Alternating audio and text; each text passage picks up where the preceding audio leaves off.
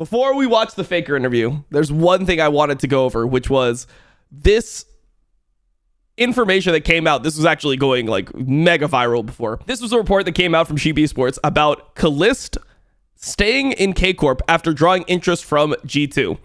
So G2 considered offering K-Corp a trade, Yike, Hansama, and Mickey X, and a massive buyout for Caliste. And KC wasn't interested. Now, there's a couple things here. We'll read the article and then we'll like give the context that people are missing. Like, I think some people are getting it, but a lot of the community is missing it. AD carry Caliste, Henry Hedebert, is set to play for K-Corp in the LEC next year. A promotion long awaited by the fans. Caliste already teased that he'd be joining the team next year, but an important wrinkle kept his name from being added to the transfer hub. Last year, Caliste signed a 3-year contract with K-Corp just before the arrival into the LEC, as announced by the organization. However, the French Prodigy had to wait an extra year to play the LEC due to the age restriction, initially reported by Sheep Esports. While his contract lasting until the end of 2026 only appeared in the esports global contract database this offseason. With K-Corp's intention to promote Caliste to the LEC on an existing contract, there was little chance for the player to move to a different team.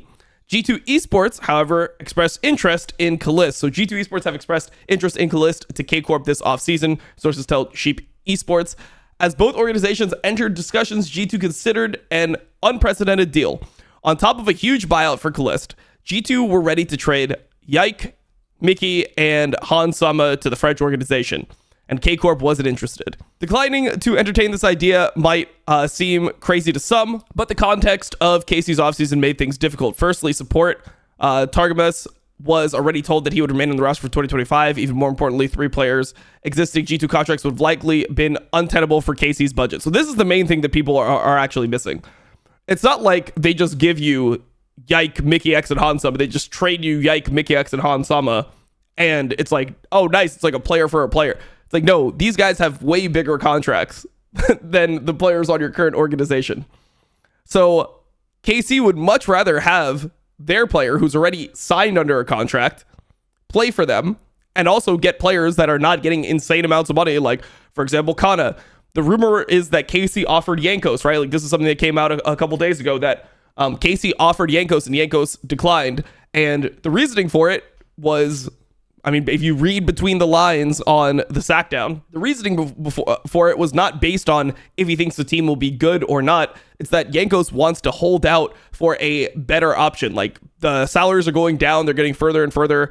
They're going further and further down as time progresses. And when it comes to, playing for a team like K-Corp, if you're going to sign a contract early in the offseason, it's probably going to be for not that much money. So Casey doesn't have a lot of money to pay players because obviously they put a lot of money into even getting into the league. So this is something where, like, the only loss, I mean, G2 wanted to move Yike and Mickey X anyway, right? Like, they're literally just having them go with no buyout. They're having them essentially explore options with 0 buyout. So the only real loss here would have been like Hansama for Caliste trade in terms of the G2 side of it. Everything else is just bonus. And sure, there was going to be a buyout on top of it, but if they're able to offload the contracts, I mean, they really want to offload the contracts. That is like the fee to offload the contracts, and that is the reason why they don't have a buyout on Yike and Mickey X right now, is because they don't want to play with them next year. And if these players don't go to another team, that means that they are staying under contract at G2. They could just sit on the bench at G2 and collect money, because that's how German labor laws work, right? That's what G2 is trying to avoid. So this is like the most important part. Also, the wording of it was actually kind of weird. When I originally saw it, I think that they kind of cleaned it up a bit here. We'd have to read further, but the way that they worded it was that, like, G2 considered this offer, but K-Corp wasn't interested. But here they're saying they're ready to trade, whereas before the way it was worded was that, like, G2 was thinking about making this move and then they didn't. So it's very hard to actually know what was going on here. Also, Romain tweeted about this. We have some extra context, so we'll add that in as time goes, but we're just going to go with like the initial report and then we'll add other stuff in. With this door seemingly closed, Caliste is now confirmed for KC's LEC roster alongside Targamas next year, a long-awaited reunion of players who lifted the EMEA Masters trophy together with K-Corp in 2023. While their bot lane duel might be locked, it's still possible that Yike will play under K-Corp's banner next year, but Giant X and Rogue have also shown interest in signing him, bro. Yike is going to be in the struggle, bro. He is going to be in the struggle. And that's what I think is actually best for him to grow throughout his career. He needs to to know what it's like to not be on a team where even when things go poorly, you still end up winning. Okay, edit. Romain reacted to this news. What did he say? Ah, it's in French. Nice. Okay, so he is kind of mocking it with the K Corp. This is like a GM of K Corp, right? Oh wait, no. Who is this? Oh, this is G2. So he's mocking it. He's like, oh, like I don't know about this deal. He said, "You see, Albin, I told you that you had to include me in the deal. What if we add a kiss? Don't believe everything you read on the internet. In LOL Esports, we don't have the right to trade players without their agreement." So apparently Romain is saying that this didn't happen. So take it with a grain of salt, bro. But this is the report that they went with, and this is an edit that came in.